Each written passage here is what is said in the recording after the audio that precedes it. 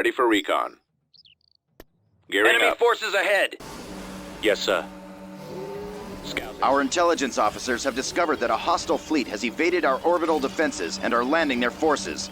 I need you to scout the area and find a weakness. Hello everyone, welcome back to Star Wars Empire at War, the Imperial campaign. Today we are on Basteen to start with.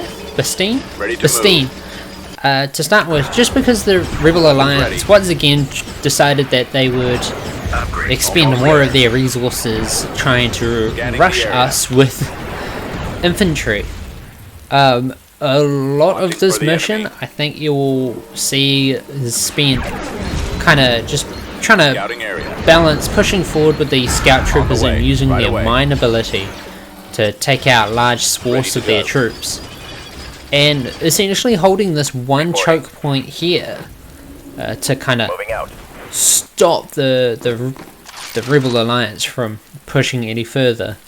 Unfortunately, I didn't have a lot of resources starting out, which meant that towards the end I couldn't actually replace any of the deployable turrets that we end up losing. I do think I replaced the anti-vehicle one. I replaced the anti-vehicle one with a Bacta tank at some point, I think fairly early on.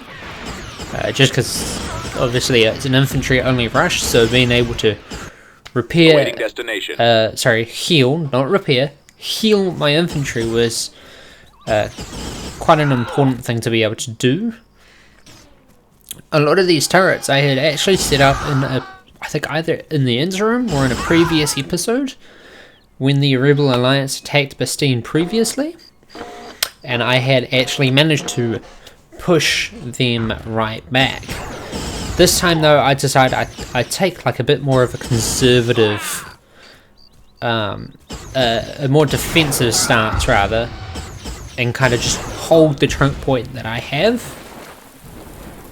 So it is really, this battle was very much just sitting there and ensuring that my walkers and stormtroopers didn't run too far away from the point that I had secured. Scout trooper active. Well, not necessarily secured, but the choke point that was there initially. Heading out.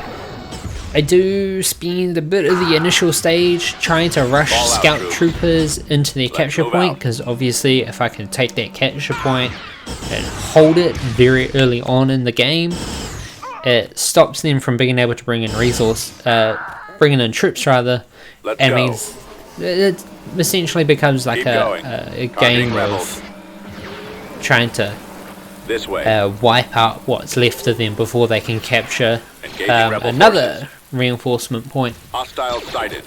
Over there. So I do of course spend a bit of time almost there. just trying to sort them out, Scanning the area. making Attack. pretty good use of the Watching for the enemy. lay mine ability on the scout troopers, the thermal detonators rather. This choke point here definitely becomes a point where it is a source of most of the fighting, because I just don't let them through at all.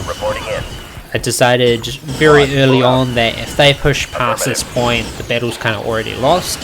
So I spent a lot of time just trying to make sure that they couldn't get past that point. Making very... I actually think I don't use the barrage area ability on the ATCs nearly as much as I used the other abilities within my within the forces within the garrison forces. That does, however, mean that I probably could have cleared out a lot more of their troops. Affirmative, sir. Some things I could have probably done better. Affirmative, now, sir. I did just do like a cut through because a lot, as I mentioned before, a lot of this was spent just kind of at this one choke point, trying to make sure that they didn't push any further out, because I didn't want to lose too much, only for them to kind of come in at a later stage and wipe the rest of my force out. So a lot of it is spent here, Warm up. and Spreading I out. think Waiting we're orders. actually coming Over towards the there. end of it. Copy. And if we're not coming towards the end of it, it is definitely Attacking part. It is definitely this section where the tide starts to turn. And of course, because it's mostly garrison units, Gearing up. I can spend a bit more time just sitting here, not copy. worrying too much about what's going on. Reporting. Unfortunately, they went through a similar anti-infantry, anti-vehicle turret arrangement as I had set up on both of those points, which means that I can't actually get any of my vehicles or infantry through without burning through them really quickly, which is okay to a degree. It does just mean more kind of sitting in one place, making sure that the enemy can't push forward too quickly, or if they do start to push forward quickly, I can kind of throw more bodies at them. And kind of the anti-infantry, anti-vehicle system sir. was set up mostly to ensure that I had something that was stopping the infantry and something that was stopping the vehicles. At least until I could unlock the turbo lasers and get those deployed. Almost there. Which I think I had building when they attacked. Which is okay, it's not the end of the world that they did that. Keep going. However, what does end up happening is they do try to push forward a little bit further than I would like. So I send my scout troopers up to Ready for recon. the scout bikes up to make sure that that one plex trooper didn't Watching get for the away. enemy. Because of course, if any of them got through, Targeting. end game. However, Firing. they didn't, Weapons ready. and that I believe those three are the last victorious. mission accomplished. So I start looking here at getting Darth Vader out of Geonosis and back towards the core, but I also start looking at what I needed to actually send in to ensure that the enemy couldn't take that planet again. And one of the things I build is the heavy factory, because it garrisons the SPMA T's, which is an artillery unit. Building under construction. And I put one of these on each of the worlds that is kind of like a barrier between the Rebel Alliance and the Empire. And I do spend a little bit of time working on that, trying to figure out where my resources are at, and ensuring that I can actually, of course, push back any opponents where needed. I do spend a little bit of time on it actually, because I want to make sure that I get it done right the first time. So I start leveling up the space stations. Is usually my strategy when doing any kind of galactic conquest style game in Empire at War.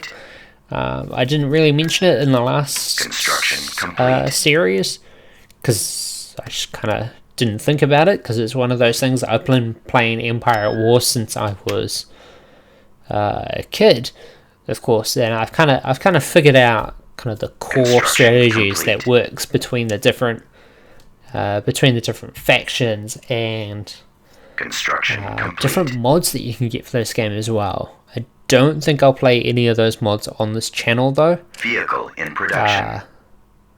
Not out of spite or anything, but just because I do have some games that I want to keep to myself that I can continue playing and enjoy playing without feeling like it all has to be to go up on the channel. Complete.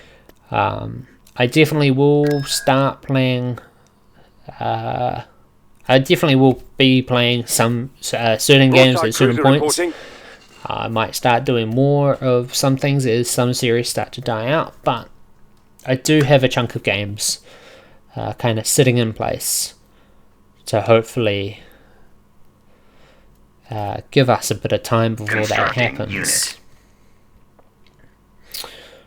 How is everyone doing? It's not something I ask very much. How is everyone coping with the lockdown? If your country has gone into lockdown, or if your area has gone into lockdown. I know here in New Zealand we've gone into lockdown. I think at the point that this video goes out, we would have been in lockdown for Cruiser online. 2 weeks, I want to say. Maybe 3. And they're probably looking at extending it for a little bit longer. I could be lying though. I don't know. I am recording this video a week in advance. Vehicle in production. In kind of a semi-attempt to get ahead. So I do Cruiser believe online. I'm building a victory. Yes, I am building a Victory class destroyer. Victory 2 class destroyer rather on Eridu, I think it is. Endor. I'm building him on Endor. Production. The reason why I'm building Victory 2 on Endor is Cruiser because I reporting. like having like a central ship that kind of acts as a Navigating command to ship, coordinates. especially once you start getting the higher level craft. And I use those two to take back the space over Bastine. And that's what we'll see happening Navigating. here just now. We've located the enemy. Tarkin cruiser reporting. Let's show these dissidents who rules this galaxy. Remove their influence from the system by destroying all their defenses.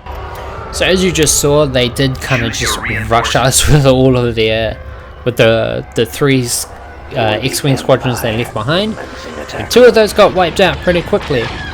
The 3rd one did try to get away, but of course, I feel like we've got starfighter dominance over the space of Bastine, Location confirmed.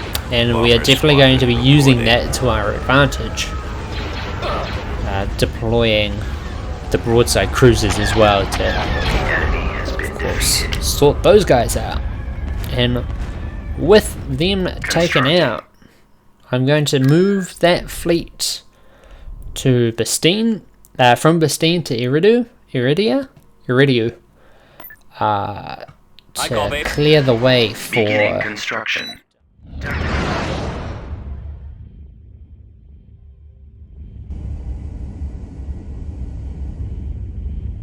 Cruiser here. These vagrants stand in our way. Eliminate them to prepare for our land invasion.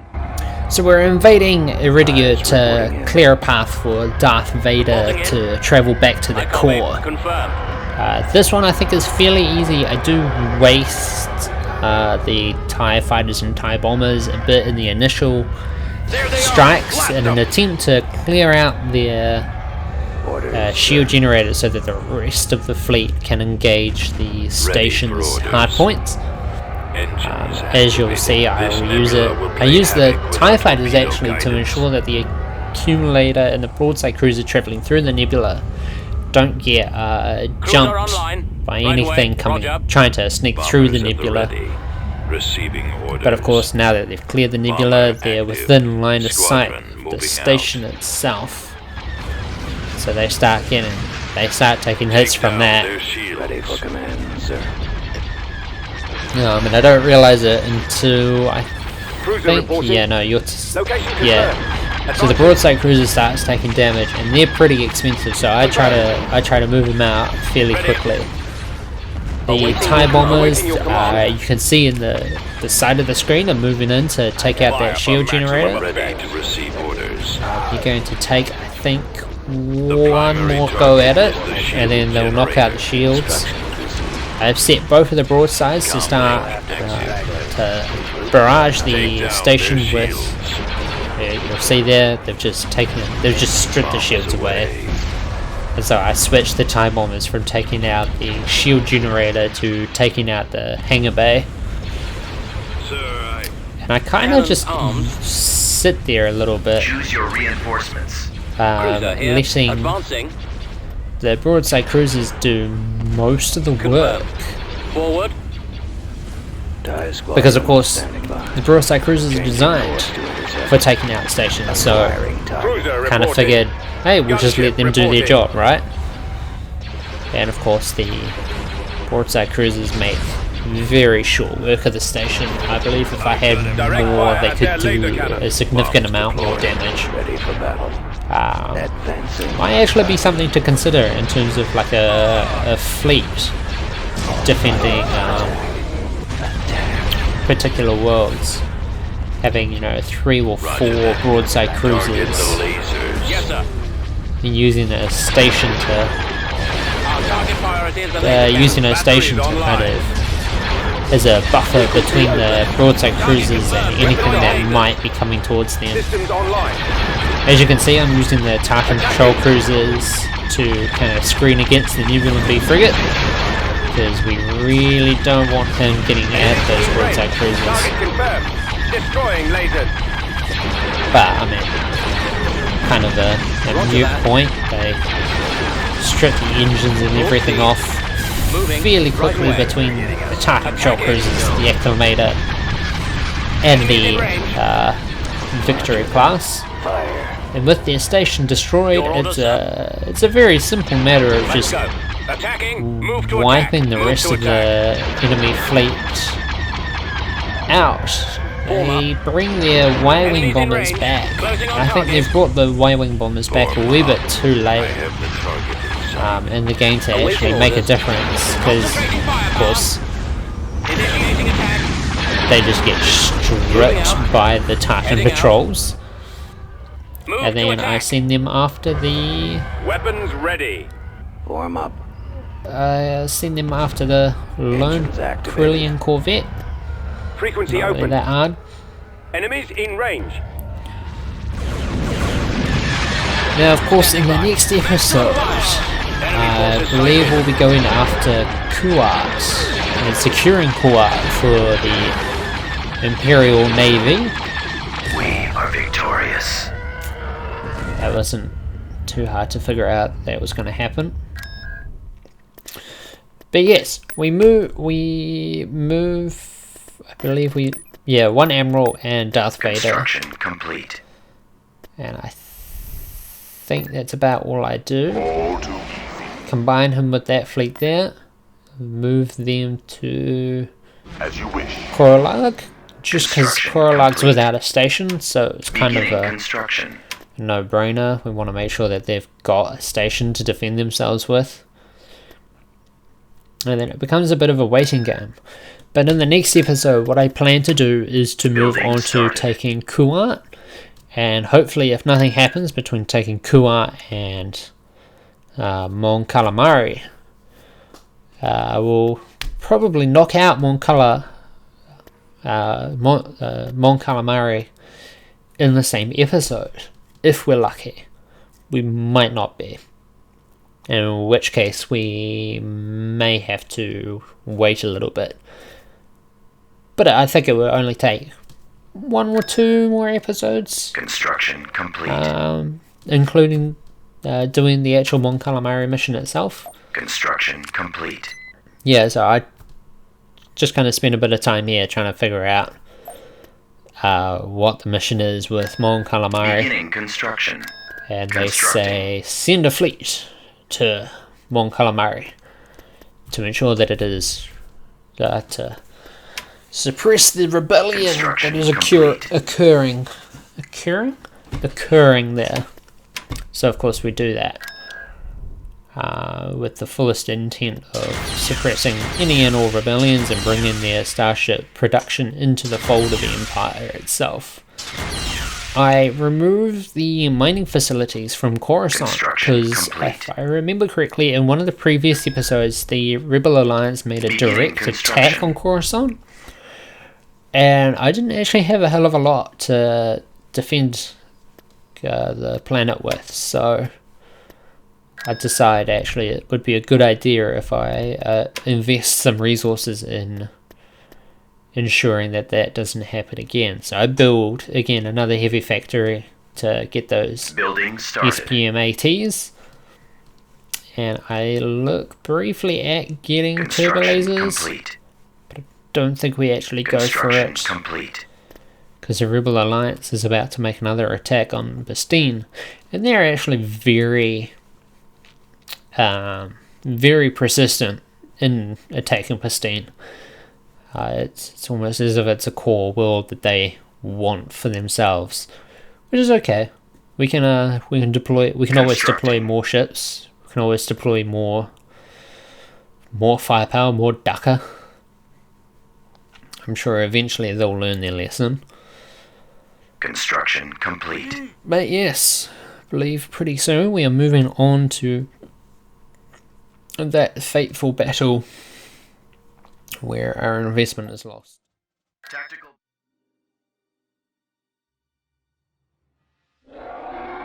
Awaiting orders. Bombers proceeding. Our sensors are reporting that a fleet is incoming. Show them how we deal with traitors. And of course, Bomber targeting. they are over Bastille and they have deployed a large fleet. I copy. This is kind of where the idea of having broadside cruisers supported by the station, Primary target. or broadside cruisers supporting the station, would be really useful, because the station is quite good at taking out those larger capital ships. Reporting. But the fighters, they kind of, they're too small for the station to kind of be able to take out on their own. So having the broadside cruisers and then using the garrison starships deployed by the station is obviously a good strategy, because of course broadside cruisers are good at ripping through starfighters. And large starships, shields, it would also be good to know.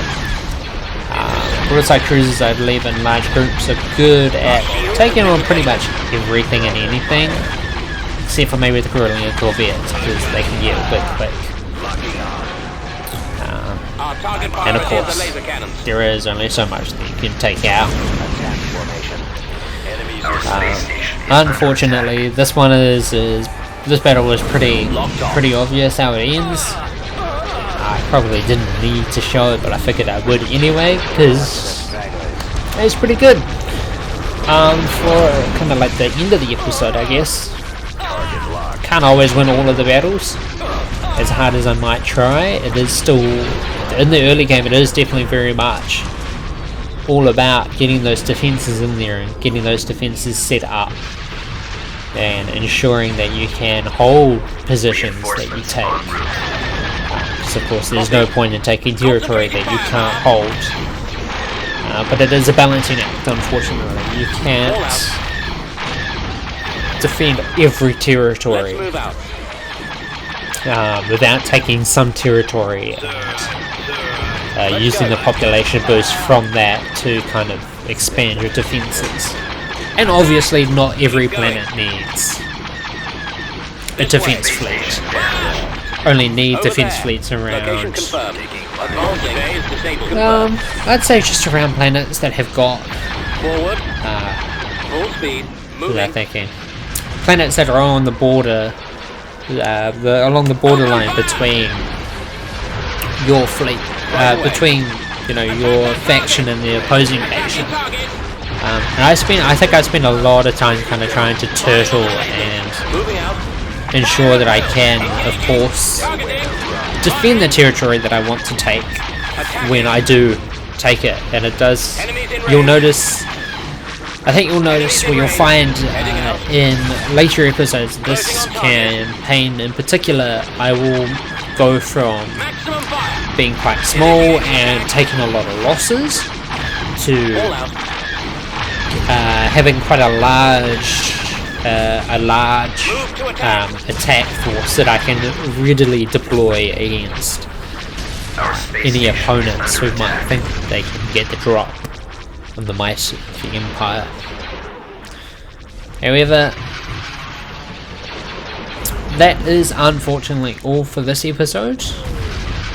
The station is about to go down at any moment, but in the next episode we will be moving on to taking Kuat for the Empire, and potentially also moving on to taking Mon Calamari. Receiving message.